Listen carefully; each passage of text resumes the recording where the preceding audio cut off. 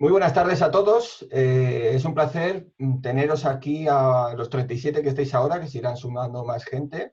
Como bien sabéis, hoy, miércoles, es la última semana, esta semana, perdón, es la última semana que vamos a hacer dos conferencias. A partir de la semana que viene iniciamos solamente una conferencia los miércoles a las 7 de la tarde.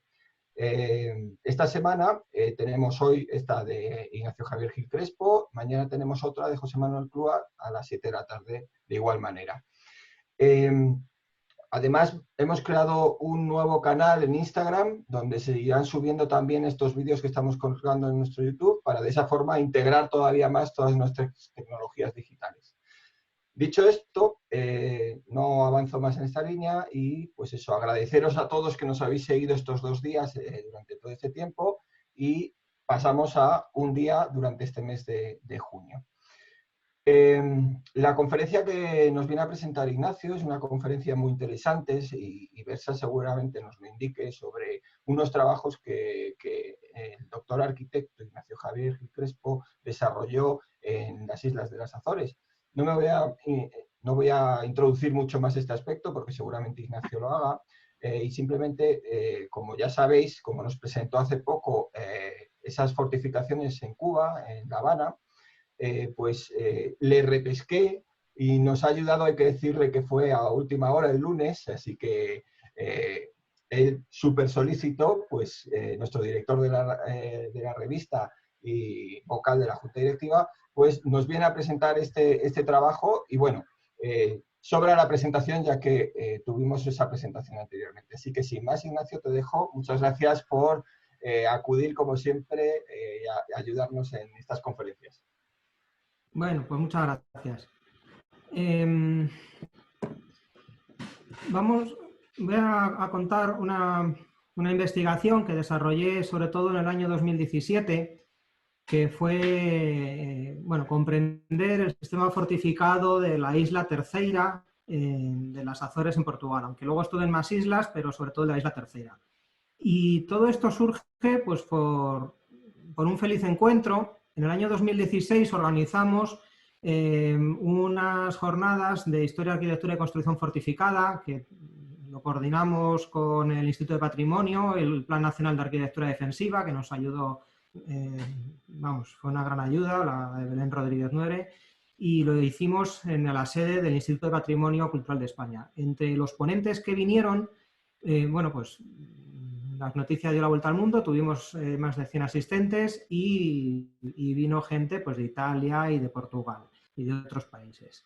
De Portugal vinieron un arquitecto y un historiador, Raimundo Méndez da Silva y Francisco Maduro Díaz, que venían a presentar precisamente el fuerte de São João Batista, que es el que tenéis en la imagen de la presentación.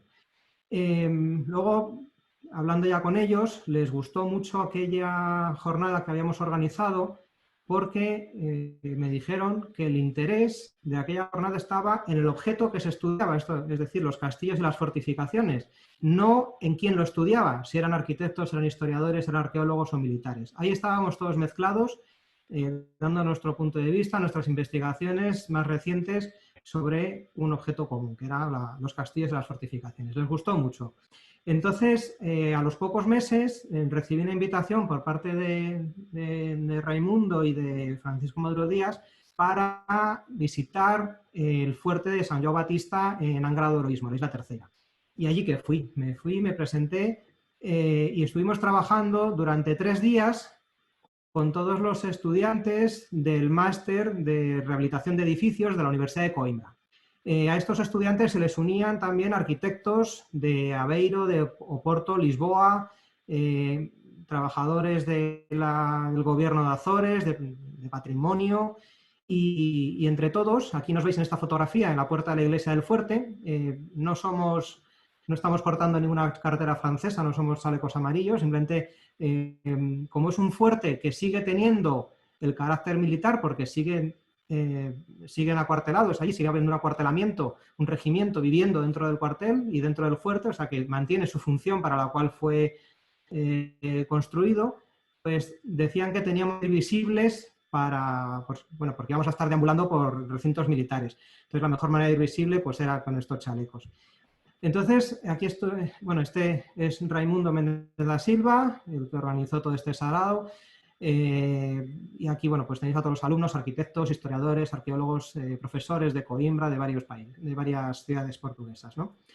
Y entre todos fuimos, bueno, pues tomando datos, trabajando con los estudiantes y fruto de eso, pues yo me comprometí a hacer un estudio un poco más profundo, también desde aquí, desde España, y al año siguiente volví, estuve 3 semanas recorriendo las islas y, bueno, documentando en bibliotecas, en Oporto y en Coimbra sobre todo, y en archivos, para el trabajo que os voy a presentar ahora.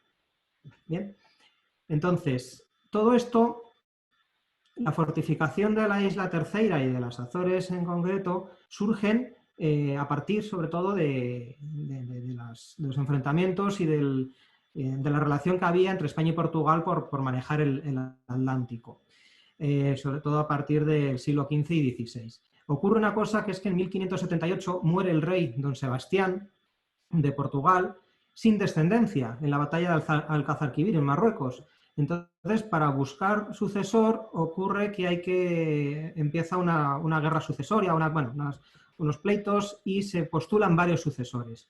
Para ver quiénes estaban en la línea que podían suceder la corona de Portugal, pues había que remontarse al árbol genealógico hasta su abuelo, Manuel I, y desde ahí empezar a buscar quiénes se postulaban en este lugar. Recoge el reinado su tío abuelo, Enrique I, cardenal, que aunque intentó, como se dice, quitarse los votos de cardenalicios para casarse y tener descendencia como rey, ya no como cardenal, pues el Papa no le dejó. Muere 2 años después, en 1580, también sin descendencia, y vuelve a haber otra vez pues peleas, ¿no? Y entre los postulantes al trono de Portugal está pues la gente que aparece en este árbol genealógico. Por ejemplo, Catalina, la duquesa de Braganza, que era nieta de Manuel I, pero también Antonio de Crato, que era primogénito de Luis de Avís, pero era hijo natural, y fue, bueno, el que se postuló como rey con apoyo del pueblo llano. Y por otra vía, el que más frente le hizo fue el hijo de Isabel de Portugal, que estaba casada con Carlos V, que no es otro que Felipe II de España, que será el que finalmente acabe siendo Felipe I de Portugal. Bueno, pues estos líos de familia, que veis aquí resumidos en este árbol, son los que hace que estos años que van entre 1580 y 1583 se fortifique la isla de Terceira. En 1581, Felipe II de España es coronado rey de Portugal como Felipe I, y Antonio de Crato, que se había también proclamado rey con apoyo del pueblo, pues huye a las Islas Azores, está entre São Miguel y Terceira, desde ahí va a Inglaterra, recoge ayuda de los ingleses y los franceses y se atrinchera allí durante 3 años. Las Islas Azores, bueno, habéis visto en el plano anterior que están en medio del Atlántico, son 9 islas: Santa María, San Miguel, Terceira, Graciosa, San Jorge, Pico, Fayal, Flores y Corvo, y la que ocupa el lugar central es Terceira. Aquí fue donde se desarrollaron una serie de batallas que nos van a interesar. En 1581 hay un intento de desembarco en la isla Terceira por parte de Pedro Valdés, que fue el almirante de la escuadra Galicia, que bueno, simplemente vigilaba el Atlántico, y cuando se entera que las tropas de Antonio de Crato se habían atrincherado aquí en Terceira, pues viene a desembarcar, y ahora os contaré cómo fue ese desembarco. En 1582 se produce una batalla en la isla de San Miguel, ya capitaneada por Álvaro de Bazán, que es una de las batallas que aparece en la sala de las batallas del Escorial, pero es la batalla a la que nadie le tira fotos, porque es la puerta por la que se entra. Y se entra por esta puerta de la izquierda. Aquí hay un señor, un vigilante bastante antipático, que no te deja tirar fotos y no entra en razones, y esta que queda a las espaldas nadie le hace caso. A mano derecha está la batalla de Higueruela, a mano izquierda de San Quintín, y en el opuesto la batalla Terceira, que después veremos.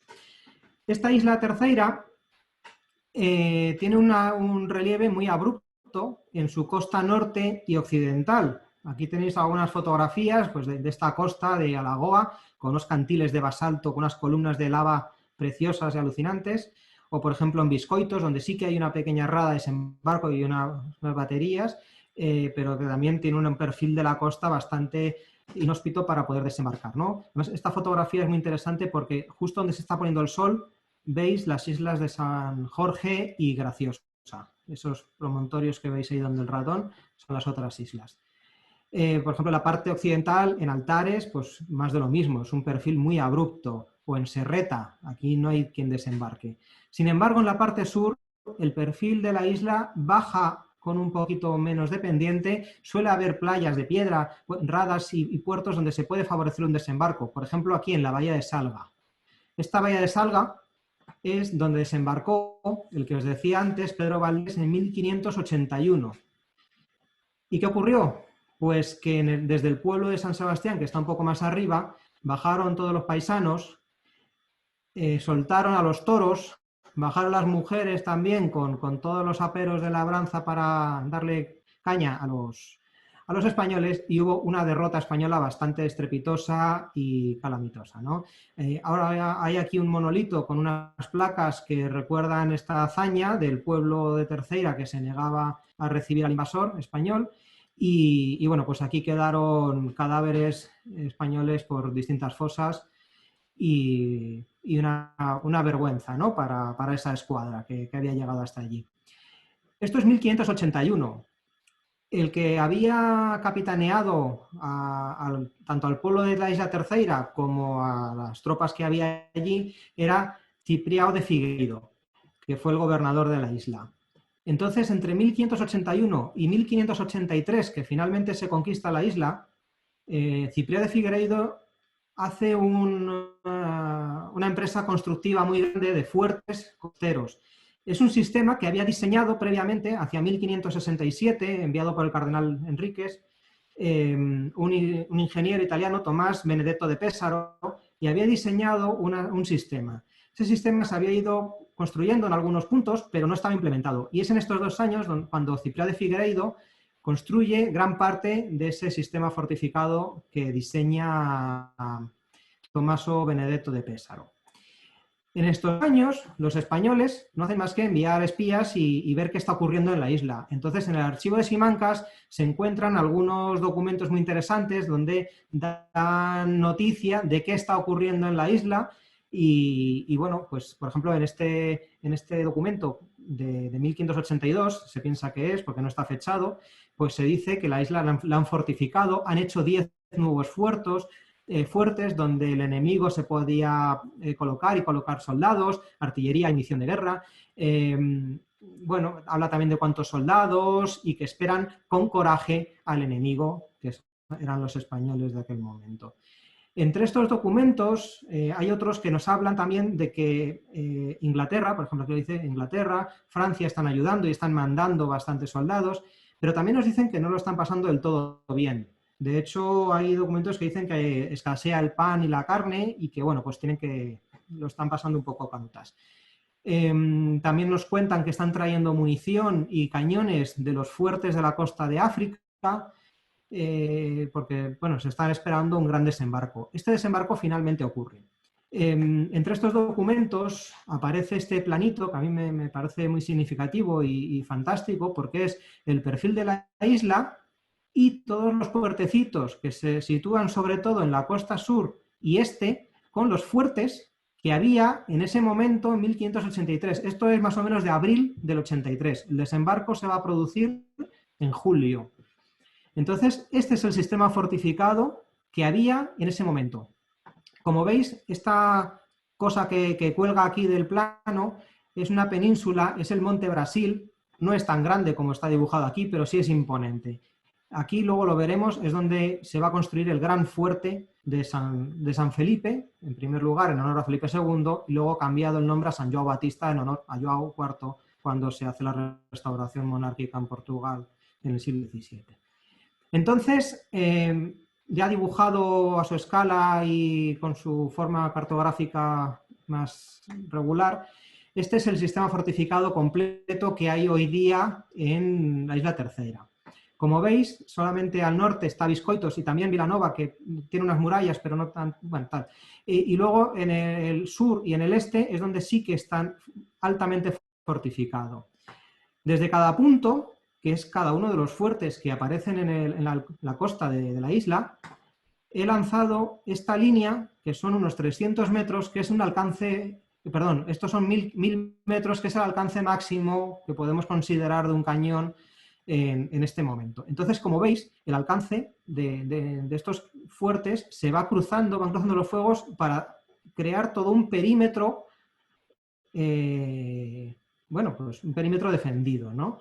Esto es un alcance máximo que no hace puntería, luego veremos ya haciendo zoom en cada uno de los puntos cómo está pensado para evitar este tipo de desembarcos. Quien va a realizar el desembarco final va a ser Álvaro de Bazán, que recibirá por esto el título de Marqués de Santa Cruz. Aquí le vemos en este cuadro del Museo Naval y en una de las, bueno, un panegírico que escribe Lope de Vega, donde habla del fiero turco en Lepanto, y en la tercera el francés, el ejército francés es el que estaba ayudando fundamentalmente a los portugueses, aquí en Terceira, y en todo el mar el inglés tuvieron de verme espanto. Rey servido y patria honrada, dirán mejor quién he sido por la cruz de mi apellido y la cruz de mi espada. La cruz de mi espada, la espada de Santiago. El 25-26 de julio de 1583 se presenta Álvaro de Bazán con 91 barcos, 11.000 soldados y desembarca. Esta es la sala de batallas del Escorial, este es el fondo de la sala y este es el perfil de la Isla Terceira con el desembarco de toda la escuadra española en la bahía de Mina. Ya han desembarcado los españoles, ya están dando caña a los que haya por allí y quedaos muy bien con esta imagen de esta bahía porque la vamos a ver. Esta bahía se sitúa aquí. La bahía de Salga, donde había desembarcado en 1581 Pedro Valdés, es esta. Y la de Mina, donde desembarca Álvaro de Bazán, es esta otra de aquí al lado. Vamos a ver después el sistema defensivo de San Mateo, que son 6 fuertes, 6 pequeños fortines, baterías que hay aquí, y el de Angra do Heroísmo. Son las 3 cosas que vamos a ver en esta conferencia. No os asustéis que no vamos a ver toda la isla. La bahía de Salga y de Mina, como os decía, están muy próximas. Tenéis aquí el plano topográfico. Es una bahía, bueno, son bastante abiertas, con una serie de puntas y pequeñas bahías entre medias, y todo este perfil va a estar fortificado con una serie de puertos. Bueno, como veis en el plano, en el dibujo de Nicola Granello del Escorial, la bahía de Mina es muy profunda, con un promontorio que es la punta de las contendas en la parte izquierda. Estos islotes, los Silleus de Bon Jesús o de Mina, y luego este otro monte con un gran acantilado y luego ya se abre por aquí. Bueno, pues esto es lo que nos dibuja Mora de Figueroa, que es el que nos narra la batalla de Terceira, ¿no? La jornada de la Isla Terceira. Y esto es lo que se ve, lo que ve él, porque esto, bueno, nos lo escribe en 1595 y nos va escribiendo cómo es la batalla. Entonces podemos volver a ver estas cosas, ¿no? La línea de la costa, pero aquí también vemos que hay un pequeño fuerte. Este fuerte, que tiene sus cañones, que están por aquí, la gente con sus arcabuces, estos son los cañones, están disparando contra los barcos de Álvaro de Bazán. Lo que hace Álvaro de Bazán es meter todos los barcos de golpe en la bahía para evitar que los cañones que parece ser que estaban pensados para disparar más lejos, lo que hacen es evitar que les pasen por encima. De hecho, en la crónica que narra Mosquera de Figueroa dice que los cañones de los portugueses pues, pasaban por encima de los barcos y lo que intentaban hacer era picarlos para abajo y como no podían disparar se les caían. Bueno, o sea, tuvo que ser un poco chapuza aquello. Y mientras tanto, pues como dice la crónica, por Dios y por Santiago, como tiene que hacer todo buen general, dice eso, pues empezaron a disparar todos los sacres, esmeriles y arcabuces y cañones que tenían los barcos e hicieron gran daño. Al final desembarcan. Y una cosa muy curiosa que nos narra también la crónica es todo el sistema de avisos que había entre los fuertes y la capital, porque nos dice que desde los altos de las montañas, que por aquí, en una había una campana, en otra había un cañón con pólvora, en otra distintos tipos de avisos, hacían ahumadas para dar el aviso de que estaban desembarcando y que viniesen las tropas al ayudo, que son estas de aquí, de los franceses y los ingleses. Al final dio igual, desembarcaron y por tierra llegaron hasta el puerto de Angra, de hoy mismo. Bueno, esta bahía, la de Bahía de Mina, tiene 3 fuertes, porque 2 de ellos se hicieron después. El primero está el Santa Catarina das Mos, el fuerte de Agreta y el fuerte de Bon Jesús. Y como veis, lo que pasa es que aquí lo vemos desde tierra, es lo que está dibujado en el Escorial. Estos fuertes están en bastante mal estado, la verdad. Si hacemos un zoom sobre el plano que hemos visto antes, podemos ver cómo es efectivo este cruce de fuegos entre los fuertes. Las líneas concéntricas que he dibujado son distintos alcances. Una línea a guiones, discontinua, de 100 metros, es más o menos lo que podía alcanzar un arma de mano, un arcabuz, un mosquetón de estos. Y luego hay 2 líneas de 200 y 300 metros, que es más o menos lo que se considera el alcance efectivo de una artillería pues, del siglo XVI, ¿no? De esta época. Entonces, solamente con los alcances efectivos, es decir, que puedes hacer puntería, pues ya se ve que cruzan fuegos para evitar estos tipos de desembarcos ya futuros, ¿no? Porque hay 2 fuertes que no existían cuando desembarca Álvarez de Bazán. Estos alcances pues los podemos calcular, además hay tablas, bueno, esta tabla la he hecho yo sobre los datos que nos da Cristóbal de Rojas en 1607, donde hay unos alcances máximos de más del kilómetro, pero como dice el coronel García de Madariaga, en el libro que editó el Instituto de Historia y Cultura Militar, pues, bueno, pues se puede considerar como alcance efectivo 200-300 para esta época y 1000 metros como máximo. Son conservadores, pero nos sirven para este tipo de análisis. Este tipo de análisis va a consistir en hacer zoom progresivamente para ver cada uno de los fuertes cómo defiende las costas.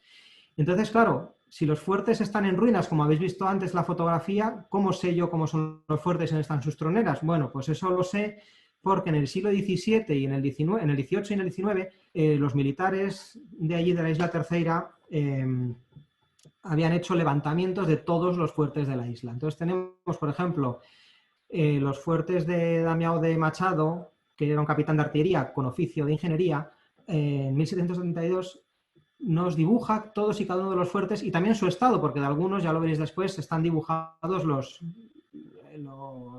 derrumbes que ya se han producido, ¿no? Y en 1881 también Betancourt Pego nos dibuja y nos hace un informe muy completo de todos estos fuertes. Entonces, con estos fuertes, sabiendo dónde están, controlando las ruinas que quedan de ellos y redibujando la planta en base a estos levantamientos del siglo XVIII y XIX, podemos hacer el análisis defensivo poliorcético de esta bahía, por ejemplo, ¿no? Porque situamos en su punto a su escala con sus troneras, viendo cuáles son, bueno, pues que la apertura es de cada uno de esos fuertes, 180 grados, el de Bon Jesús un poco más, atendiendo a la topografía cercana y viendo que no hay ángulos ciegos en todas estas troneras que tienen. Como veis, son fuertes relativamente pequeños, el que más puede tener 10 o 12 cañones, pero muchos de ellos son de 4 y 5. Son, como dice el coronel Salgado del fuerte de San Blas, el responsable del biblioteca y archivo, es microfortificación de costa. Estos fuertes, bueno, de algunos están a punto de perderse porque el avance del mar ha hecho más daños que los de la artillería. De hecho, los muros de Santa Catarina das Mos han volcado, el mar ha ido lavando toda la parte inferior, o sea, la tierra donde se asentaba, entonces han volcado y están aquí tirados en medio de la playa, porque esta línea que hay aquí es esta zona que es la cimentación de un muro de la parte de tierra de ese fuerte. La parte de mar estaría en esta parte y lo que queda pues, son estos bloques colocados en medio de la playa. Y lo que podemos ver con este corte del avance del mar es la cimentación. La ruina es muy didáctica y nos deja ver mucho sobre la construcción de los fuertes. Por ejemplo, nos deja ver cómo solamente utilizan una capa de cal más dura en cada una de las tongadas, de las hiladas horizontales que van a construir estos gruesos muros, cómo al exterior utilizan estos sillares de piedra volcánica, pero el interior es una argamasa, una mampostería, una especie de hormigón de piedra de mampostería y van haciendo esas líneas horizontales. Y cada cierto tiempo van metiendo estas piedras hacia adentro, lo veis aquí y lo veis en el dibujo, que son los perpiaños que van anclando la cara de sillería a todo este núcleo de mampostería. Este sistema se completa con otros fuertes que poco a poco van poblando la costa, como habéis visto en los planos. De hecho, por ejemplo, esta es la punta de Bom Jesús, donde estaba el otro fuerte, y un poquito más al norte nos encontramos este fuertecito de Pesqueiro dos Meninos, que está aquí, y como veis simplemente tiene para 4 cañones, un frente de punta, vamos, triangular, y atrás tenía, que ya ha desaparecido, en estas ruinas de aquí, un pequeño cuerpo de guardia. Esta es la planta de este fuerte, como veis tenía 4 cañones. Pero la ruina y esto nos permite ver eso que os comentaba, por ejemplo, estas piezas que van hincadas hacia adentro, que van apareciendo constantemente en el frente del muro, son las que, como perpiaños, como llaves, van anclando esta fábrica de sillería, de toba o de basalto a este núcleo un poco, bueno, pues de vertido de hormigón, de cascotes y de masa con no demasiada cal, porque no hay cal en esta isla. Previamente se retalla un poco el frente de piedra del mar, se calza y comienza la construcción. Es una construcción muy rápida, por lo que se ve. Estos son los dibujos que hace Bethencourt Pego en el siglo XIX. Están bien porque están a escala, dibujados topográficamente, con alzados, secciones, plantas, y además viene un pequeño informe sobre cada uno de los fuertes, cómo está construido, la función que tuvo, cómo está, si entra en función ahora, si es interesante, la artillería, o sea, es un informe muy interesante. Y nos permite comparar con el de 1772 porque vemos si hay adiciones nuevas, si están en uso o cuál ha sido el avance de su ruina en caso de que estuviese en ruina, ¿no? Entonces aquí veis los islotes de Bom Jesús. Este Bom Jesús está bastante mal, queda muy poco, pero es muy interesante porque, por ejemplo, este se ve que está prácticamente en seco, la piedra colocada, y que van haciendo una especie de cremallera de sillares perpiaños dentro del muro, que está aquí intentado dibujar en un apunte del cuaderno de campo, para precisamente ir haciendo una especie de cajones donde se va echando la mampostería para construir el muro contra el frente del acantilado. Bueno, pues como decía antes, ¿no? O sea, la ruina es una pena que esté en ruina, pero es muy didáctica porque nos permite aprender de este tipo de construcción. El siguiente sistema o subsistema costero que quiero mostrar es el de São Mateus, que está al oeste del puerto de Angra, que es el gran puerto, que es el que dejamos para el final. Este sistema está formado por varios puertecitos, radas o ensenadas donde se puede atracar barcos, y por unos fuertes más o menos grandes como el de São Mateus o el fuerte de Negrito, y unas pequeñas baterías como Maferramenta o Viscoutinos. Maferramenta además fue reutilizada en la Segunda Guerra Mundial y tiene aquí pues, un nido de ametralladoras de hormigón armado dentro de la fortificación del siglo XVI. Como veis, ya desde São Mateus se alcanza a ver este gran peñón que es la península del Monte Brasil, que ahora entraremos a ello. Y ya se alcanza a ver en esta otra fotografía el fuerte de San Joan Batista. O sea, estamos ya muy cerca. Como decía, estos documentos de los militares del 18 y del 19 nos interesan muchísimo porque, por ejemplo, esta batería de Viscoutinos, una batería barbeta, ha desaparecido y no queda nada sobre ella. Sin embargo, como nos ha dibujado el plano topográfico cercano con una calle, con la iglesia, y nos dice dónde está situado, nosotros ahora podemos resituarla de esa manera, porque nos va haciendo la descripción. Nos dice, está a 22 pasos de la iglesia, está no sé qué. A veces queda el topónimo. De esa manera, los fuertes que han desaparecido los podemos situar, siempre con cierta aproximación, evidentemente, para este análisis defensivo que estamos haciendo. El fuerte grande del puerto de São Mateus es el fuerte de São Mateus, que también está muy alterado porque tiene un frente abaluartado hacia tierra que, como veis, está construido unas casetas aquí en los flancos. Bueno, ya estaban en el siglo XIX, o sea, el fuerte original vendría por aquí y ya pues, posteriormente hacen aquí dos casetas y van chabolizando los fuertes. Bueno. Esta es la costa de de San Mateos, el pueblo actual es este es el puerto, aquí está el fuerte de San Mateos, pero hay otra serie de baterías, por ejemplo aquí, donde lo defiende el fuerte de Negrito. Como digo, por aquí en medio había varias baterías y fuertes, pero han desaparecido. Sin embargo, como tenemos las plantas, tenemos las descripciones, pues podemos resituarlos y hacer el mismo análisis que hemos hecho antes. Dibujamos las plantas, que tenemos aquí bien detalladas, los colocamos y vemos cómo la situación de todos ellos va cruzando fuegos de 200, 300 metros de un cañón para poder controlar todo el perímetro de esta zona que es desembarcable. Es un sistema bastante completo y muy interesante. Todo esto estaba en el sistema defendido o diseñado por Tommaso Benedetto de Pesaro y se construye, como decía, entre 1581 y 83, muchos de ellos. Luego, posteriormente, se añaden algunos, eso lo hablaré después. Bueno, quiero llegar a la bahía de Angra, porque ya son menos 20, o sea, vamos perfectos de tiempo. Que es un gran sistema de fortificación, además que ha evolucionado en el tiempo de manera muy singular.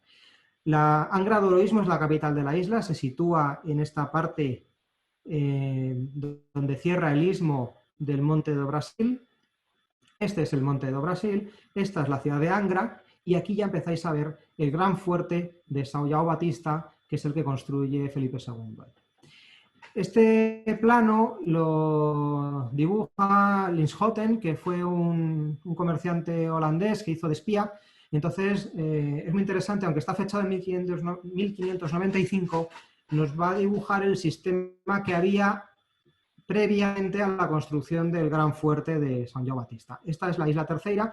Fijaos que dibuja toda la costa norte y oeste con mucha montaña y solamente le interesa la costa sur y sobre todo la bahía y el pueblo de Angra.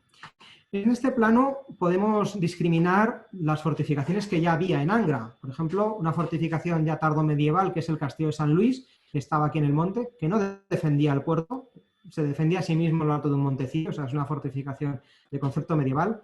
Y luego las distintas fortificaciones que hay en el puerto. Había unas murallas, unas puertas, distintos elementos defensivos para el puerto, pero luego en el monte, por ejemplo, de Brasil, a la parte de arriba, un elemento muy importante son los fachos. Lo que antes comentaba de que encima de cada montaña pues había un tío con una campana, con un cañón de pólvora, con ahumadas para avisarse, pues por esta isla había bastantes fachos de estos, pues aquí encima del monte había uno. Luego, en la parte baja del monte de Brasil, pues había las baterías de San Antonio, San Benedetto, en las puertas de San Pedro y el gran fuerte hasta la construcción del de São João Batista, que es el de San Sebastián. Este fuerte se construye en estos años que está España bueno, pues acechando, ¿no? Y lleva, son los últimos años del rey Sebastián. Para entender la evolución del sistema fortificado de la bahía de Angra, lo podemos ir viendo en distintas etapas sucesivas. Por ejemplo, hacia 1550 existían estos 8 defensas. Entre ellas el Castillo de San Luis, que, como digo, está fuera del plano porque no defendía el puerto, se defendía a sí mismo. Pero ya vemos que la situación de ellas, bueno, más o menos controla el perímetro y sobre todo lo que es la bahía, el puerto, donde desembarcan los barcos. Está totalmente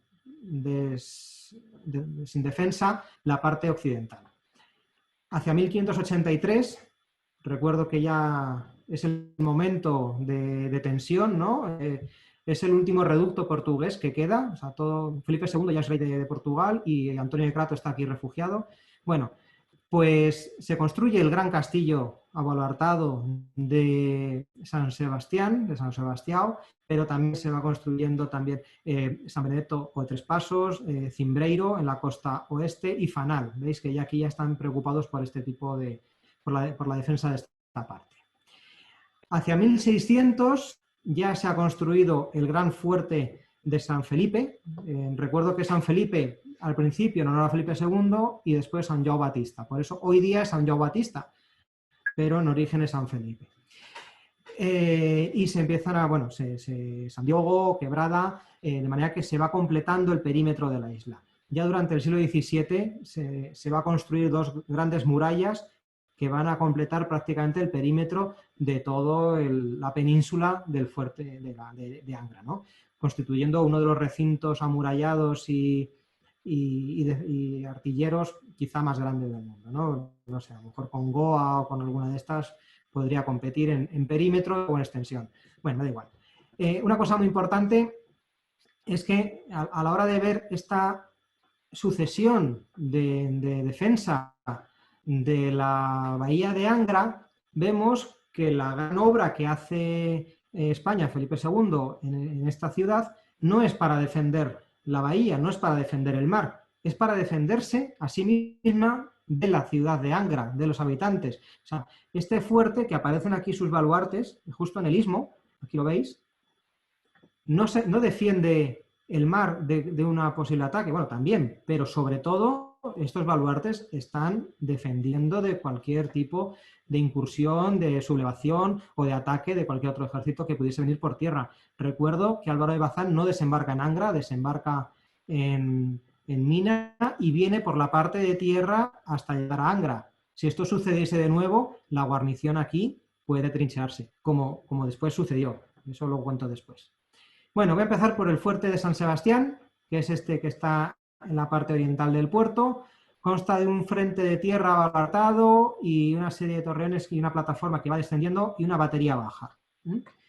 Este fuerte, bueno, se construye en esta época de Cipriano de Figueiredo como gobernador de la isla, entre 1500, bueno, finales de 1580, 83, por ahí, por esa época. Y cuando ya España se encarga, o sea, está conquistado Terceira, pues bueno, encontramos en el archivo de Simancas algunos planos de reformas que se hacen en este plano, ¿no? De 1589, pues vemos que, por ejemplo, un túnel que bajaba a la galería baja, pues se tapa, se hace aquí una especie de claraboya, hay reformas también en las plazas bajas de los flancos, de los baluartes, bueno, hay varios planos de estos, ¿no?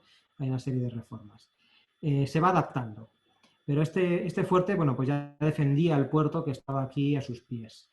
Este es el plano que nos hace Damián Machado en el siglo XVIII, donde ya se ven estas reformas que habían hecho los españoles, que comentaba anteriormente, con este gran frente abaluartado a la parte de tierra, es una preciosidad, y la batería baja, que es esta, con una serie de cañones que protegían precisamente cualquier barco que pudiese entrar a esta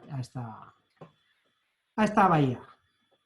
Y llegamos al castillo de San Felipe o de San João Batista de Angra. Es este. Es un frente abaluartado de más de 300 metros. Es un castillo enorme, es una preciosidad. Y se complementa con esas murallas que van bajando y van rodeando todo el perímetro del Monte d'Orací, constituyendo un frente artillero de una longitud enorme. Este fuerte se plantea bien pronto y tenemos esta traza de 1589 donde se ha planteado justo en el istmo la implantación de un fuerte de planta rectangular con esquinas abaluartadas y una pequeña muralla que cerraba el istmo. Como veis, esto es muy interesante porque no es lo que se construye. Lo que se construye va a ser un gran frente abaluartado, aunque se plantea también cerrarlo por detrás, pero esto parece que no llega a realizarse, por lo menos es una tapia más que un frente. Y esto es muy interesante, ver estos dos planos que se llevan apenas, pues eso, 6 años, ¿no? Aunque este ya es de la construcción, con lo cual el cambio de concepto es anterior. Y es lo que Fernando Cobos ha llamado la atención muchas veces, ¿no? Sobre este cambio de concepto de la traza ideal, de la geometría, a la fortificación irregular, a hacer caso al terreno, al territorio, dejarse de implantar soluciones geométricas perfectas, salidas del gabinete de un poliorceta que no ha pisado el campo, a realmente lo que hace aquí Spanocchi, que es adaptarse perfectamente al terreno y a las condiciones de defensa. Este plano acompaña una carta de 1595 donde se da cuenta de cómo está yendo la construcción. Entonces, este es un plano del estado de la construcción en ese momento. Lo que está en rojo es lo que está construido en ese momento y lo que está en amarillo es lo que se está terminando y el resto es el proyecto. Entonces veis que se están haciendo los frentes de los baluartes se ha empezado a hacer los fosos, se está dejando un andén en el frente de las cortinas para pasar el material, porque cuando uno lee todas estas cosas que aparece por aquí, pues es muy interesante porque nos cuenta que se está pasando el material por estos puentes, se está organizando la obra de esa manera para cruzar el foso, pero que en caso de entrar en uso sin estar terminado, esto se corta fácilmente porque esto es toba volcánica y puede entrar en uso. De hecho, el castillo de San Felipe entra en uso antes de estar terminado, porque en 1597 hay un ataque inglés, bueno, había una escuadra que se refugia allí a los ingleses y tiene que entrar en uso, vaya. Entonces, bueno, aquí nos va narrando cómo es esta construcción, nos va contando, por ejemplo, esta parte de aquí que son los aljibes, que los están construyendo de manera que enseguida puedan ya llenarse y empezar a abastecer a una primera guarnición, ¿no? Nos cuenta esta carta de 1595 que el foso está cortado en el tufo, que está afondado con la hondura que tiene que tener, y que se ha abierto para fundar la muralla.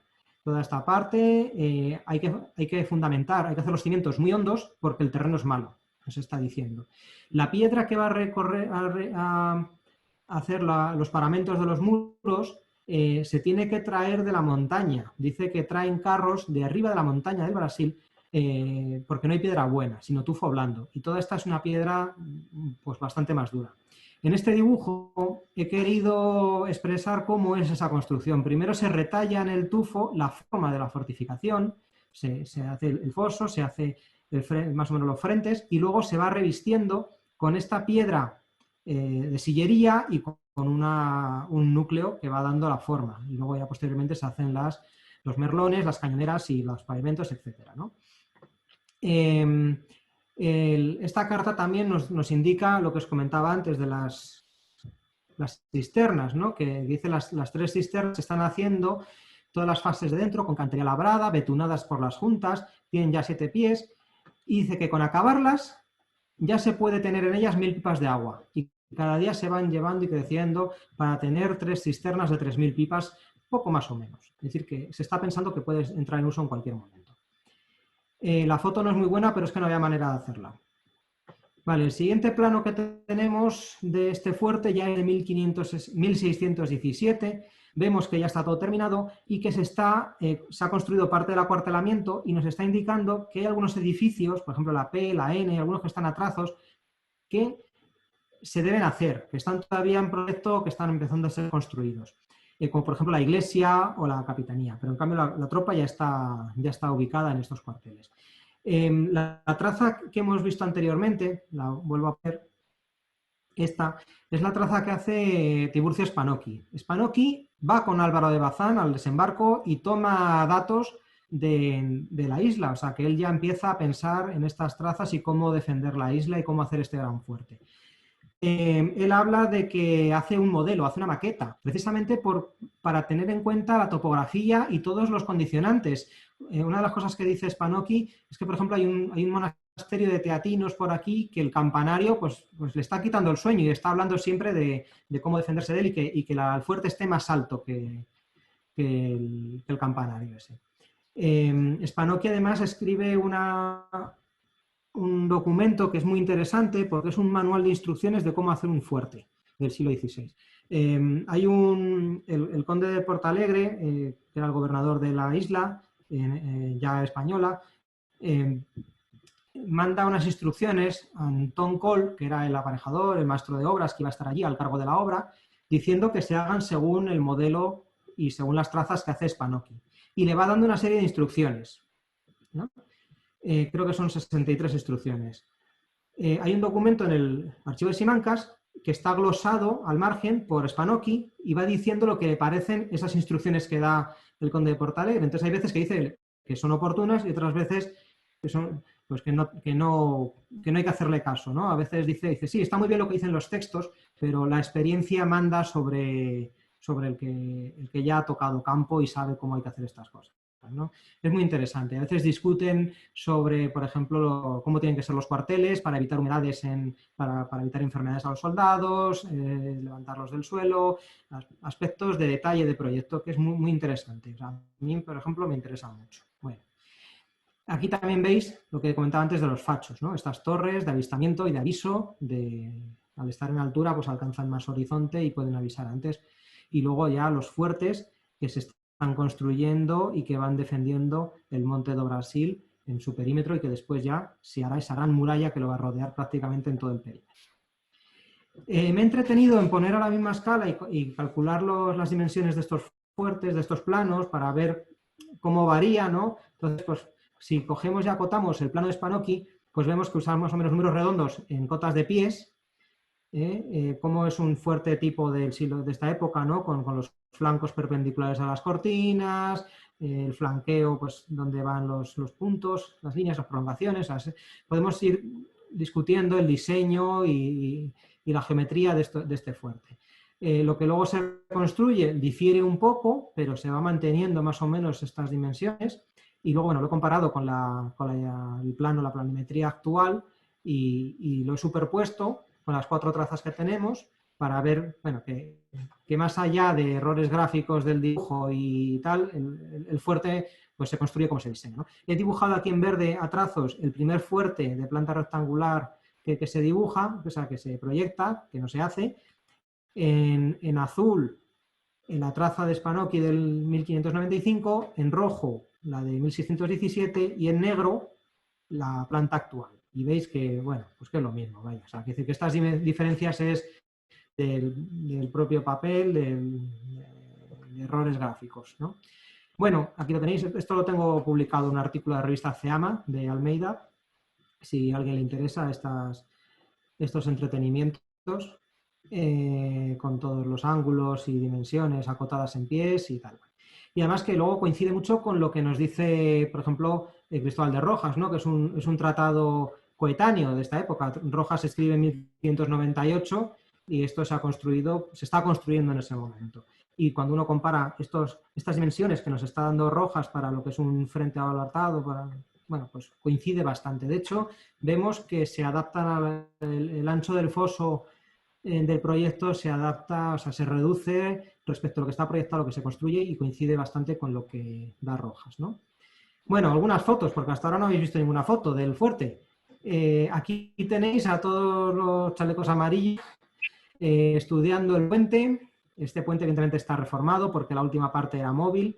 Además se nota muy bien, es muy interesante que estas piedras tienen apenas argamasa, de manera que si hubiese que por un asedio hubiese que tirar el puente, se tira enseguida.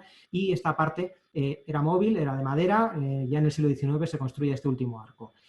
El foso está excavado en la roca toba, que es la ceniza volcánica, aquí lo veis muy bien, la contrascarpa pues no está revestida y se ve el porte de la toba y su erosión. Y todo el interior de los grandes terraplenes, que son muy profundos, este es el cuerpo de armas que hay aquí en la puerta, este es el interior, todo esto está excavado en la toba, o sea, todo esto es excavación y luego se reviste, ¿no? Con esta sillería. Y lo que encontramos son en algún portillo, por ejemplo, esta toba excavada, esta escalera que sube a la plaza de armas y otra puertecita que sale justo a la gola de este flanco de aquí, ¿no? Y veis aquí la excavación del terraplén, debajo del terraplén. También he hecho el estudio defensivo del Castillo de San Felipe, de todas sus 240 troneras, y bueno, pues en azul tenéis los disparos directos de las caras de los baluartes, en rojo la defensa del flanco, que es realmente la defensa, lo interesante y lo importante de esta fortificación, ¿no? Y estos puntos rojos son las golas, las plazas bajas donde estaba dispuesta la artillería para defender el flanqueo, ¿no? En naranja está el foso, por aquí ya se pierde el foso, ¿vale? Entonces, bueno, veis que en el caso de que aparezca algún ángulo ciego en los disparos directos de frente, pues los cubre el flanqueo de los baluartes adyacentes, ¿no? O sea, que más o menos está todo el frente defendido perfectamente. Aquí es donde está la conexión entre el fuerte de Spanoki y la muralla del 17. Bueno, pues aquí hay unas cosas raras, pero que con arcabuces y eso, si viene por aquí un tío, te le cargas fácilmente. Algunas fotografías del foso. Es muy interesante las covas do lobo, que se llaman estos agujeros, para evitar acercamientos de tropas, impedirlos. Esto es una cosa muy portuguesa. Con estos andenes muy estrechitos, pues precisamente para evitar que si llega aquí una pequeña tropa, pues que no pueda hacerse fuerte en el foso y no pueda alcanzar la cara de las cortinas o de los baluartes. Y veis la plaza baja de una de estas golas, cómo defiende toda el puente, el otro baluarte, incluso tiene comunicación con el castillo de San Sebastián. Este es el baluarte de aquí, el de Santa Catalina. ¿Veis? Desde este punto A está tirada esta foto, hacia allá. Y este otro de San Pedro está tirado hacia acá, ¿no? Y esto es San Mateo, donde hemos visto antes aquellos pequeños fuertecitos. Es decir, que están todos comunicados visualmente, está todo defendido, es una pasada. Este fuerte, como digo, ha continuado en uso. O sea, esto se construye en 1595 más o menos y ha seguido en uso durante el siglo XVI, el XVII, el XVIII, el XIX y el XX. Por lo tanto, ha tenido adaptaciones. Una de esas adaptaciones, por ejemplo, en el siglo XVIII fue que algunas troneras las rebajaron. Lo veis aquí en estos dos dibujos, ¿no? Como hicieron aquí unos rebajes. Cambian también los uniformes de los muñecos. Bueno, había unos problemas de tiro, o que eran unos soldados más bajitos, yo no sé, pero el caso es que hicieron estas reformas. En el siglo XIX también entraron en uso porque hubo aquí en 1829-30 hubo jarana por la costa de Terceira, sobre todo en la playa de Victoria, y en el siglo XX, con la Segunda Guerra Mundial, se apostaron aquí baterías antiaéreas y metralladoras, nidos. Entonces tienes aquí un repertorio completo de fortificación. Quiero terminar con este cuadro de los fuertes que hemos visto hoy. Los he dibujado todos a escala para que veáis de qué escala de magnitud estamos hablando. Todos los fuertes costeros son unas mierdecitas al lado del... Bueno, o sea, son unas motitas al lado del gran fuerte de San Felipe o de San João Batista. Además de la diferencia de escala, está la diferencia de concepto. Estos fuertes están mirando al mar, están defendiendo la costa. Este se defiende a sí mismo de tierra. Ese es un concepto muy importante, ¿no? Por eso no gustó. No era amigable a la gente de Angra. Esta historia, ¿cómo termina? Pues casi igual que empezó. O sea, si Terceira fue el último territorio portugués en ser conquistado por España, cuando llega la restauración monárquica en Portugal, 1640, Terceira y sobre todo Angra y el fuerte de San Felipe es el último lugar que abandona la guarnición española. Y la abandona en 1642. Están atrincherados aquí los soldados españoles como asteris, resistiendo al invasor, hasta que el 8 de marzo de 1642 capitulan y abandonan. Y ya, bueno, pues todo el territorio portugués vuelve a ser portugués. Cambian el nombre de San Felipe a San João Batista en honor al nuevo rey y pican, como se hacía la damnatio memoriae, se pica el escudo de Felipe II que estaba sobre la puerta. Pues con esto he terminado, espero que os haya interesado este paseo por esta isla, que por otra parte es una preciosidad y que os animo a que conozcáis y que disfrutéis. Así que muchas gracias. Y si tenéis algún... Son 3 meses. Desde que se pide son 3 meses.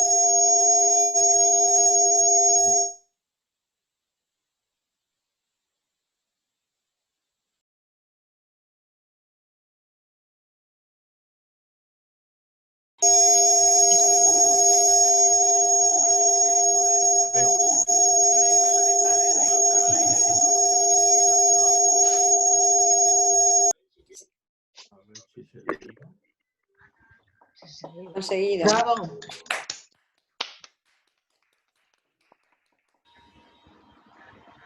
Muy bien.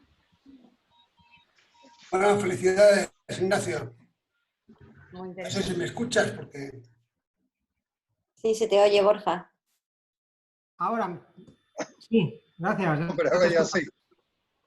Sí. Bueno,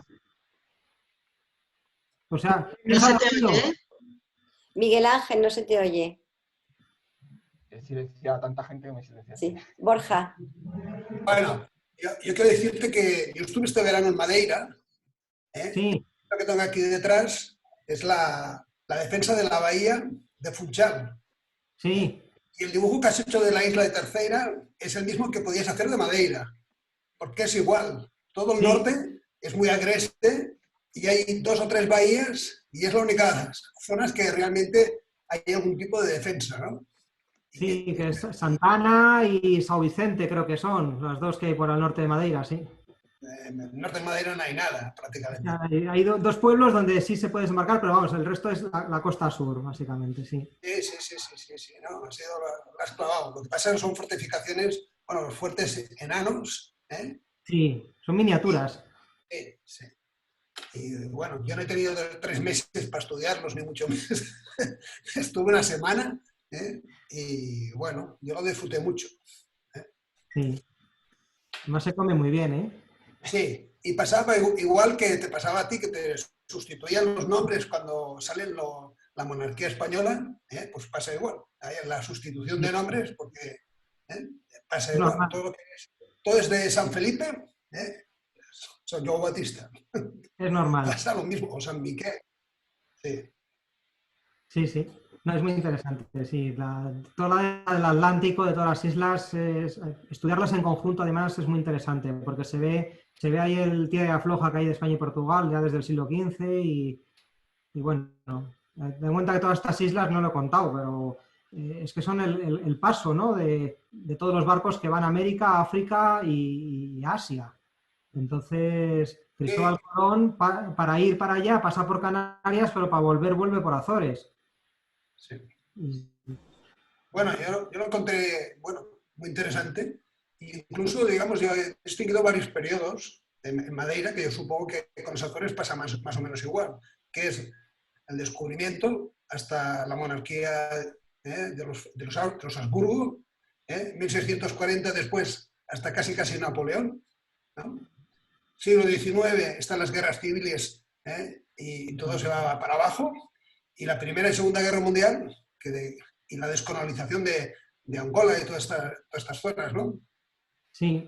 No sé si más o menos te coinciden, digamos, los periodos.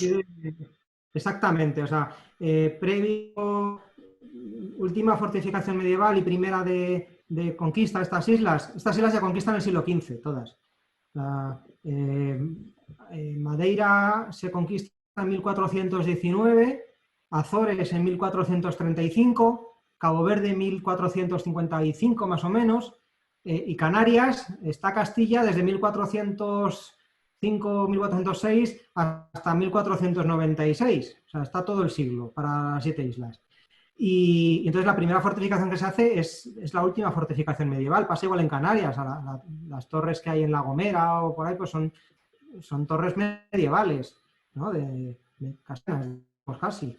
Y pasaba aquí, en Angra de Oroismo, estaba el castillo de San Luis, que no queda nada de él, por eso no he puesto una foto, porque ahora es una plaza. Sí. Y es un castillo medieval, allí en lo alto de un cerro que no defiende el puerto, o sea, se defiende a sí mismo y ya está. Y entonces luego ya se empieza a hacer todo esto que he explicado y pasa exactamente lo que has contado, ¿no? Luego en el siglo XIX, con las guerras civiles de 1829-30, que hay reformas, y sobre todo en una zona que no he explicado porque también es más compleja y me costó más entenderla, que es Praia Victoria, que es la que está más al noreste. Y luego la Primera Guerra Mundial, por ejemplo, el fuerte de São João Batista fue cárcel o calabozos, ¿no? de la Primera Guerra Mundial, y la Segunda Guerra Mundial pues está lleno de artillería por ahí. O sea, tienes toda la historia. Y una pregunta, ¿y tú qué archivos has estudiado? Has dicho que Oporto, Coimbra, no has estudiado Malama, y luego Simancas, ¿has encontrado información? Sí, en Simancas hay mucho. Además, hay mucha que está digitalizada, ¿sabes? Que la puedes...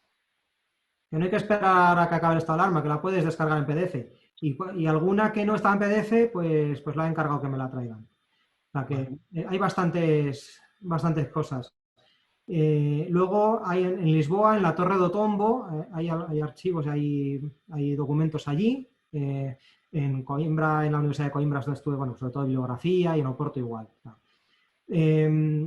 Muchos de estos planos que he puesto de los militares están publicados, se pueden encontrar fácilmente. Se hizo una edición facsímil, que de ahí es donde los he digitalizado.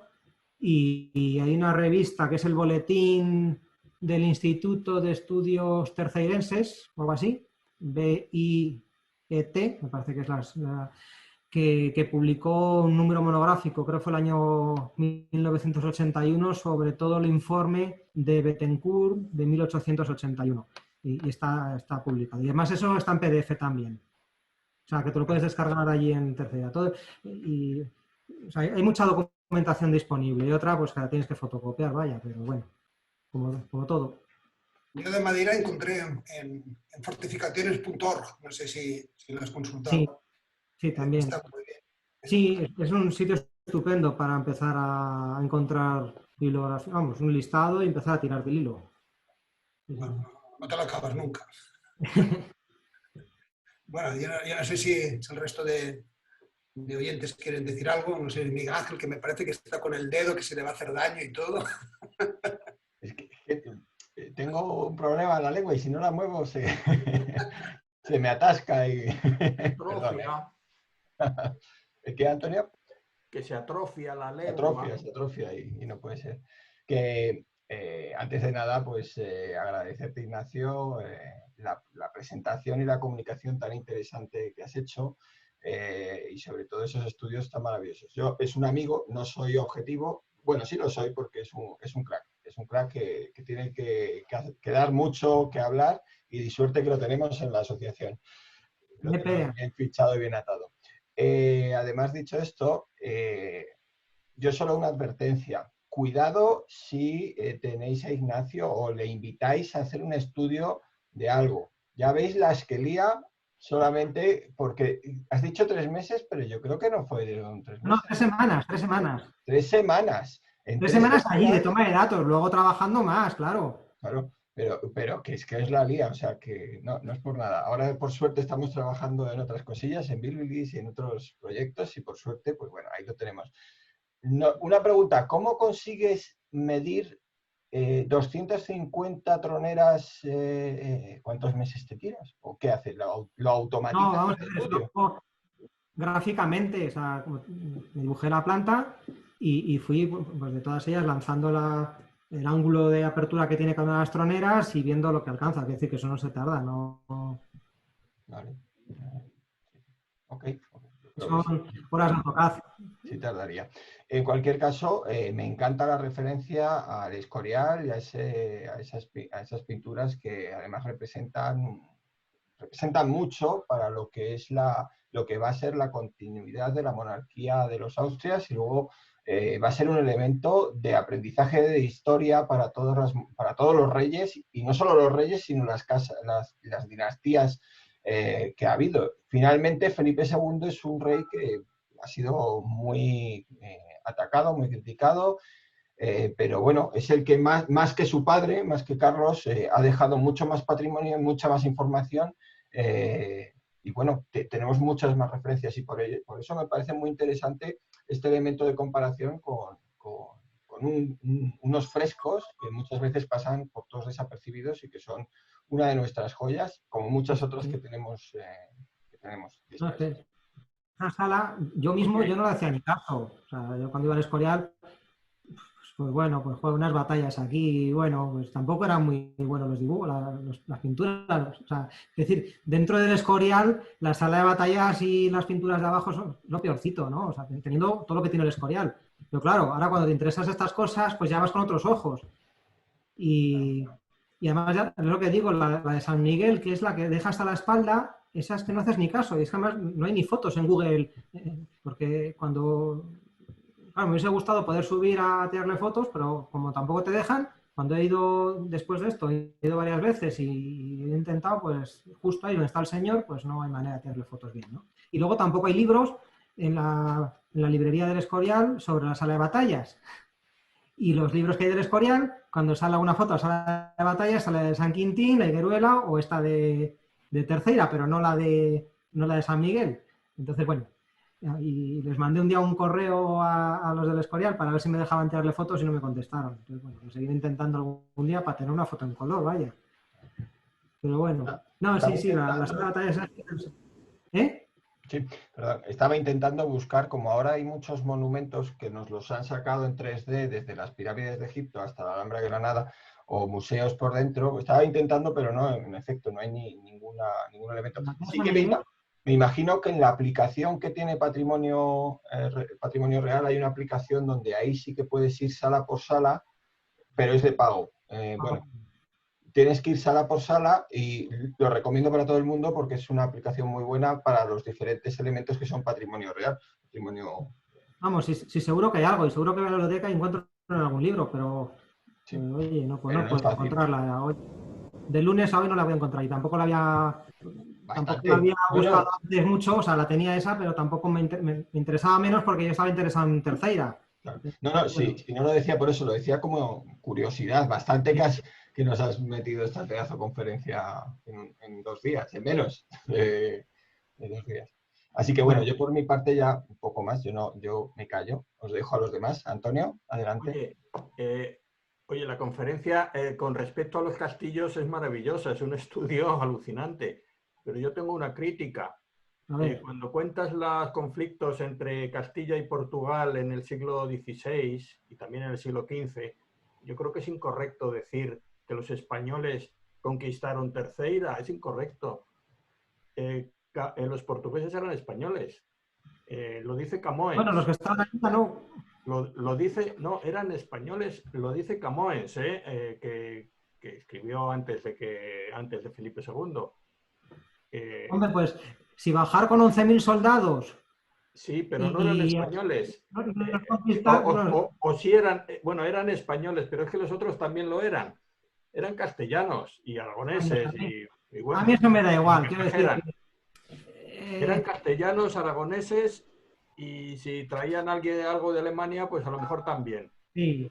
Pero no eran españoles contra portugueses. Es lo que yo digo. Vale. Mira, el libro de Camões tiene un capítulo entero donde habla de lo buenos que somos los españoles. Que los españoles, pero los españoles eran él. O sea, por eso te digo, el siglo XVI y el XV, por supuesto, más aún, no, yo creo que es incorrecto. Los conflictos esos no eran entre españoles y portugueses.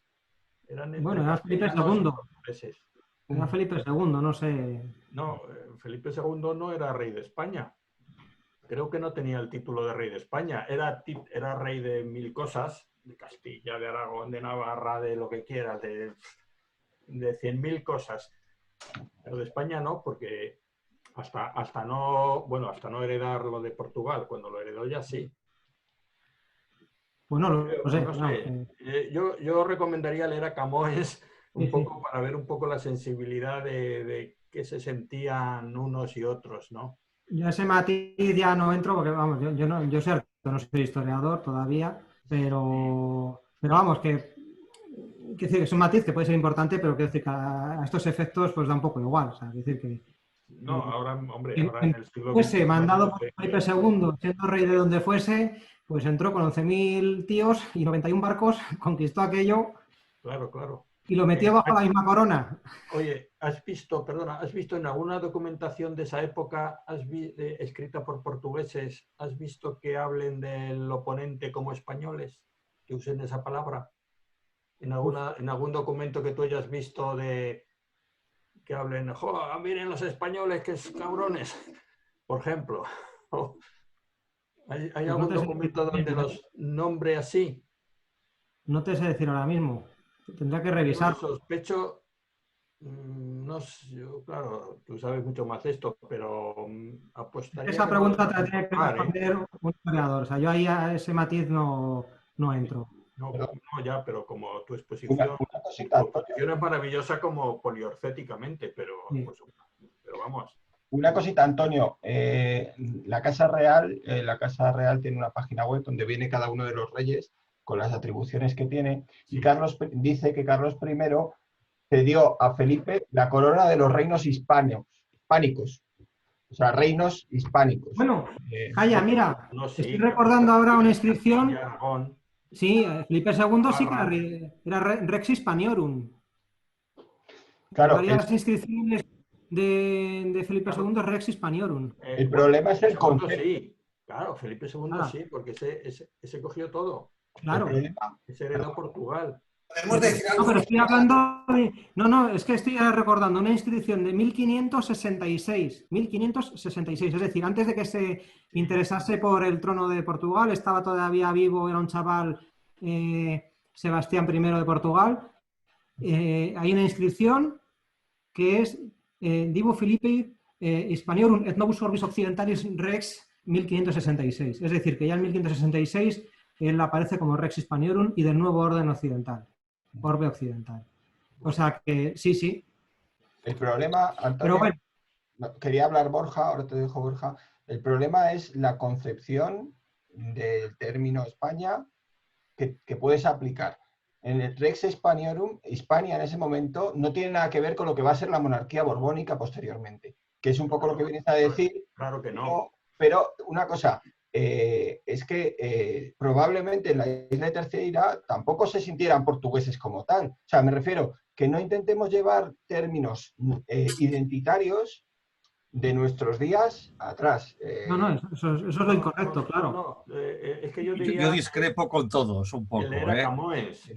Sí. El era Camoens creo que es lo más útil en este sentido, vamos. Vale. A ver, yo discrepo un poco con todos en el sentido de los portugueses que fueron a Madeira o que fueron a Azores en su momento, ellos venían de Portugal continental de hacía 80 años. El término España o el término geográfico España no tenía nada que ver, o tenía en parte que ver con la corona, pero tampoco exactamente, porque de hecho había los territorios también de Flandes o de Italia, que de hecho los reinos de Italia también tenían que ver con la parte de España por la corona de Aragón, pero era un concepto geográfico, no era un concepto político, porque los reyes eran reyes de Castilla, de León, de Aragón, de Sicilia, de un montón de lugares más, condes de Barcelona, etcétera, etcétera, etcétera. Y realmente el término Hispania o España ya se hacía servir desde época de los romanos, y de hecho la capital de Hispania primera pues fue Tarragona. Otra cosa es que en la Edad Media, cuando Jaime I conquistó Mallorca y le vinieron los emisarios de Valencia a hablar con él, dijeron que era el rey más importante de las Españas porque había conquistado un reino en medio del mar, que es Mallorca. Pero una cosa es geográficamente y otra cosa es políticamente. No confundamos, porque también parte de los problemas de España, de la España actual y de la España de hace 300 años, vienen de esta concepción de España que también englobaba territorios que no eran peninsulares, sino que estaban, por ejemplo, en los Países Bajos o en Italia. Es importante esto tenerlo presente porque no hemos de mezclar conceptos ni tampoco identidades, como antes decíais, pero no mezclarlos en ningún sentido, yo diría. Y esto da para otra charla mucho más larga que ya sería otro día. Nos vamos a meter en un jardín. Sí, pero es interesante, es interesante. Borja, no sé si querías comentar algo, yo luego quiero comentar otra cosita. Bueno, Además, si os fijáis, los documentos que he presentado, uno de ellos estaba escrito en italiano. ¿Sabes? O sea, que era el embajador de Génova el que había venido aquí y escribe en italiano. O sea, es decir que... Perdón, Ignacio, iba a hablar Borja, perdona. Borja. Sí, yo quería decir que yo lo que tengo entendido, que en esa época, digamos, lo que no existía el concepto, como ha dicho muy bien Miguel Ángel, de España como lo entendemos hoy en día, ni siquiera existía la bandera, ¿no? La bandera de hoy que conocemos hoy en día no existía. Entonces, lo que había era la monarquía de los Habsburgo, que es lo que a nivel europeo se discutía, ¿no? Y entonces cuando Portugal entra digamos, en el patrimonio de los Habsburgo, o de los Habsburgo españoles, que se llama, es una manera de llamarlos, o la monarquía hispana, o la monarquía de los Habsburgo, que es el término que emplea, yo creo, Eliot y otros historiadores modernos, van por ahí. El concepto es totalmente diferente. Era como propiedad suya. Él era rey de eso. Que emplea la fuerza o no, también cuando entra, digamos, la otra casa Braganza, también emplean la fuerza. Y además ahí están, todos los europeos están discutiendo que quieren debilitar a los Habsburgos llamados españoles. ¿Por qué los quieren debilitar? ¿Qué pasa después de en 1714. Se pierde Italia, y Italia, ¿qué solo queda? El archiduque que estaba defendiendo Cataluña en teoría, se queda todos los territorios italianos. O sea, esto es una política totalmente diferente. Yo lo que quería preguntar a Ignacio, porque creo que estábamos hablando de las Azores, es las fortificaciones que hay en las Azores. Hay una continuidad, digamos, antes de los Habsburgos y después en el sistema defensivo, con los autores que has citado, ¿no? Spanocchi y luego Rojas. La bibliografía, supongo que se basan todos estos ingenieros, ¿no? Debía ser más o menos la misma, o sea que los proyectos constructivos no debían variar mucho. No hay mucha variación, ¿no? O sea, por ejemplo, sí que hay cosas, digamos, vernáculas, como puede ser las covas do lobo, que son estos agujeros en el foso, que eso es muy portugués. De hecho, yo tengo la duda de si están hechos después. Ya.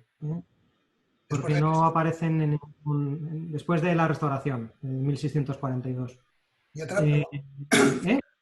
pregunta. En el siglo XVIII se nota una variación, digamos, de restauración de las fortificaciones y de los fuertes, porque en Madeira ya está conservado, ¿no? Sí, hay interés en conservarlas, en tenerlas al día y en reformarlas. Aquí el fuerte de San Felipe hace varias reformas. Veis que son mínimas, que es bajar un poquito los merlones y alguna otra cosa. Bueno, pues ponerlas al día de continuo. Porque como es en este caso la de San Felipe, o sea, la de San João Batista, ha estado en uso y sigue estando en uso, o sea, sigue habiendo una guarnición allí, pues bueno, pues la tienen que poner al día. En cambio, las otras, las que son costeras, esas quedaron muchas abandonadas. De hecho, en los informes estos del 18 y 19 dice que están abandonadas, que están... había una, por ejemplo, en la bahía de Salga que dice, bueno, es un fuerte que la importancia, más que por lo que tiene, que por lo que es, porque ahora mismo está muy mal, es porque cruza fuegos, o sea, es interés su posición, pero está en muy malas condiciones, o sea, se quedaron muchos abandonados. En el siglo XIX, con estas guerras civiles, sí que se adaptaron, sobre todo pues tipo de fusilería, ¿no? Se abren las pilleras fusileras, que es muy característico del XIX, pero sobre todo en Praia Victoria, que es la que está al noreste. Es donde está la base militar hoy día. Y otra pregunta, aparte de Terceira, las otras islas, como San Miguel o las otras, ¿hay algún tipo de sistema defensivo? O... Sí, San Miguel, por ejemplo, tiene el fuerte San Blas, que es un fuerte cuadrangular, con, bueno, pues del tipo de la Real Fuerza de La Habana, de Barletta, o sea, de estos fuertes perfectos, ¿no? Cuadrangulares con las esquinas abalbartadas, es una preciosidad.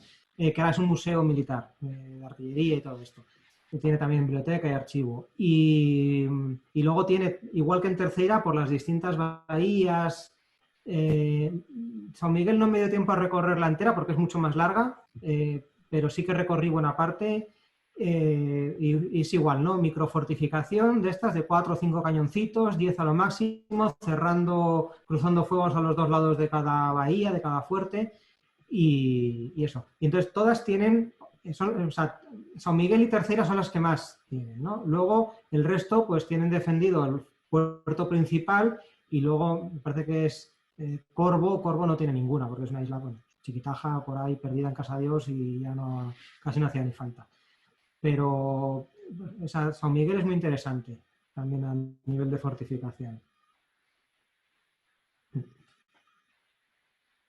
Bueno, y a nivel de asociaciones, en Portugal, ¿existe un tipo como la nuestra, allá en Portugal, una homóloga o algo?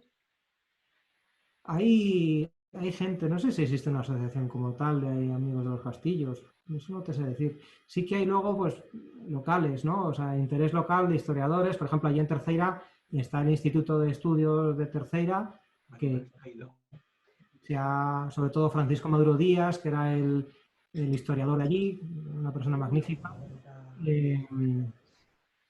Pues este sí que se dedicó a estudiarlo, a recuperar la artillería que quedaba, a publicar los documentos que estaban en los archivos, por eso hoy ya podemos encontrar estos planos y los tenemos digitalizados, algunos de ellos, otros bueno, pues han sido ahora, y sí que existe gente, ¿no? Ya, Asociación Nacional de Amigos de los Castillos, no sé si existe en Portugal. Miguel, ¿lo sabemos? En Portugal hay una asociación, sí, que hemos tenido mucha relación con ellos y bueno, tenemos intercambio de revista y Bueno, demás, y sí, y es bastante potente. Sí, luego está, no sé, se me olvidan las cosas, estoy un poco tonto hoy. El Centro de Estudios de Arquitectura Militar de Almeida, que es un centro muy interesante que dirige Joao Campos, está en Almeida, justo enfrente de Ciudad Rodrigo, y tiene también biblioteca especializada, y sobre todo en esta época se especializa mucho en la raya de Portugal y España, del Portugal actual y la España actual, y después del siglo XVII, bueno, pero vamos, que toda esta fortificación moderna es la que más les interesa, ¿no? O sea, sí que está esta gente por allí. ¿Tienes alguna pregunta más, Borja? ¿O es que sí? Yo creo que estoy ya. En todo caso, te pido el teléfono. Yo tenía una pregunta para hacer también a José Ignacio. Hola, Didac. ¿Cómo estamos? Sí, Bien. podría... Bueno. Perdona, Miguel Ángel. Es el concepto de los pozos del lobo estos en el foso, Sí, las cosas. que no los había visto nunca, pero es muy interesante porque, claro, es muy interesante, pero no lo había visto nunca. Al menos no me he fijado en otras fortificaciones en la parte española. Pues, eso es algo que parece que es muy portugués. Yo en España no sé si alguien ha visto alguno, que me lo diga. Y hay en la Edad Media, y son trampas que al principio yo creo que se hacían también para caballos, ¿no? Para evitar que pudiesen acercarse, y son agujeros para que el caballo meta la pata y también para que pues, un grupo de gente no pueda acercarse. Y sí que aparecen en varias fortificaciones de Portugal. Y aquí, bueno, pues es que es bestial, ¿no? Ya lo veis, son como 3 o 4 metros de cuadrados de fosos que tienen una profundidad también de pues, casi 2 metros. No me llega a meter a ninguno porque no era capaz de salir después. Y los andenitos esos que hay entre medias pues medían como 30 o 40 centímetros.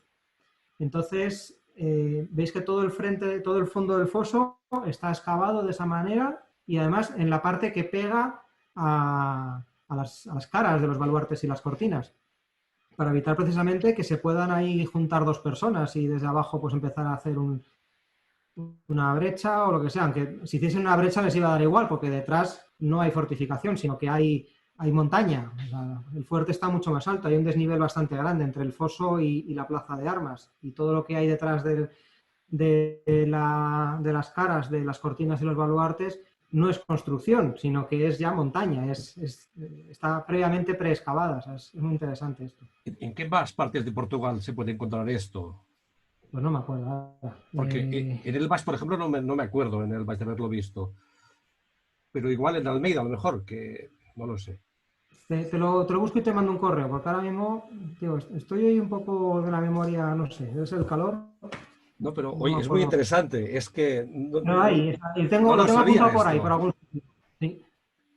Oye, pues muchas gracias. Pues nada.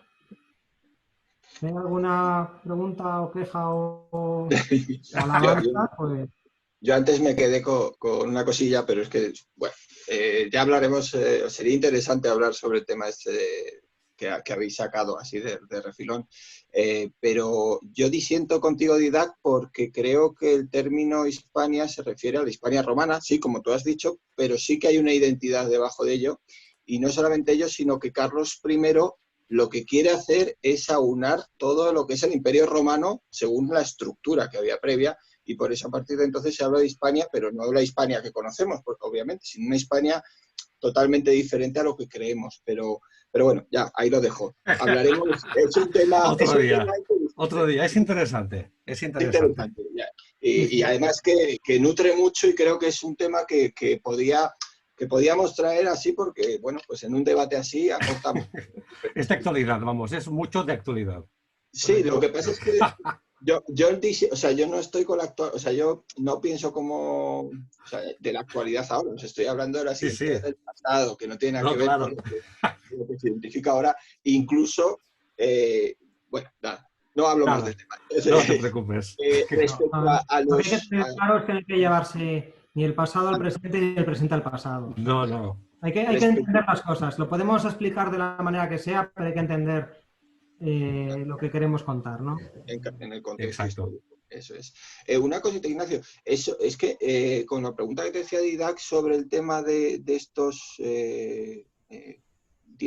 tema de logos, ¿cómo son exactamente? Lo digo porque me recuerdan un poco también a lo que hacía el ejército romano en el limes del norte que estuvimos visitando ahí en el muro de Antonino y en el muro de Diocleciano. No sé, ¿cómo son exactamente? A ver, mira.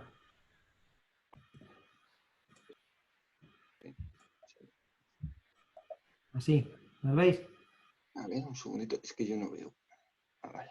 A ver. ¿Se ve la pantalla? Ahora sí, es que yo me he caído con el ordenador y estoy con el teléfono. Sí, se ve, se ve. Bueno, pues, vale. No tiene nada que ver. No. Sí, es parecido, pero es diferente. Es mucho más evolucionado, claro. vamos a ver, aquí se hacen de esta manera tan bestiales, porque esta es una piedra que es muy blanda, que está en las sierras prácticamente, es toba, es ceniza volcánica conglomerada. Entonces esto lo cortas facilísimamente. Y entonces, bueno, pues te permites hacer así. Además, fijaos que están a 3 bolillos, de manera que si ve aquí un tío intentando acercarse, pues le cuesta bastante. Y ya le acribillan desde cualquier punto. O sea, es un sistema defensivo para poder evitar el acercamiento, ¿no? Vamos, y de hecho funcionó, porque aquí estuvieron 8 meses la última guarnición española, o de donde fuese, pero aquí estuvo 8 meses atrincherada, ¿no? Y no podían entrar. Y aquí es donde digo que estaba el escudo de Felipe II, por aquí, que está picado. Pero que eso es muy normal. O sea, en Nápoles está picado alguno de Carlos V, en el Palazzo, el Castello Capuano, y era muy habitual eso. Bueno, espero que os haya gustado. Bueno, Ignacio, nos ha gustado mucho, ¿eh? Además, esta entrada de este puente casi nos recuerda a la entrada al castillo de Montjuïc, aquí de Barcelona, ¿eh? Sí, sí. Pues sí. De verdad. Sí, está muy bien. Bueno, vamos, fenómeno. Dan ganas de ir allí a verlo. Pues ala, id allí. Disfrutarlo. Es una isla que es fantástica y la gente es maravillosa, no está masificada para nada, te la recorres muy bien, tienes parajes naturales preciosos, hay actividad volcánica, o sea, hay fumarolas. De hecho, por ejemplo, en San Miguel hay un valle donde te dice, vas con el coche y dice que no aparques ni pares en la cuneta ni abras las ventanillas porque hay gas. Y de hecho hay una zona donde la alcatra, que es un guiso tradicional que hacen allí, lo hacen haciendo un agujero en el suelo y metiendo el puchero con toda la carne dentro. Y entonces, bueno, también te puedes bañar en aguas calientes del volcán. Y entonces, bueno, es decir que a todos los niveles es un destino muy recomendable. Se llega enseguida, hay vuelos desde Oporto y desde Lisboa y es una maravilla. Pues genial. Oye, pues, y esto ya ha sido el colofón porque bueno, yo cogí un avión y nos íbamos todos para allá. Bueno, yo creo que con esto ya si terminamos, te damos las gracias, Ignacio, por esta espléndida conferencia, a todos por estar ahí, sobre todo por ese ánimo en el debate. Miguel Ángel. Dime. Podemos anunciar a nuestro amigo Josema que mañana creo que nos va a hablar de alguna cosa. Sí, lo he hecho al principio, pero que lo haga otra vez. ¿Te toca, Josema? Porque, ahora, nada, pues eso, que mañana os volvemos a esperar con una conferencia que vamos a hacer un recorrido por los castillos del siglo XI en el Alto Aragón, lo que es en la provincia de Huesca. Desde cómo se llegaron a formar estos castillos hasta esos grandes castillos como Loarre y Monte Aragón. Así que haremos un viaje al siglo XI. A ver si estáis ahí. Qué bien, sí, claro que sí. Pues oye, pues muchísimas gracias. Mañana estamos aquí todos. Van poniendo en el chat que muchas gracias por todo, Ignacio. Y bueno, mañana nos vemos otra vez por aquí. Bueno, pues muchas gracias. Hasta mañana, gracias. Un abrazo. Un abrazo a todos. Elena, luego mándamelo. Sí. Vale, ahora lo pongo. Gracias. Muchas gracias a ti.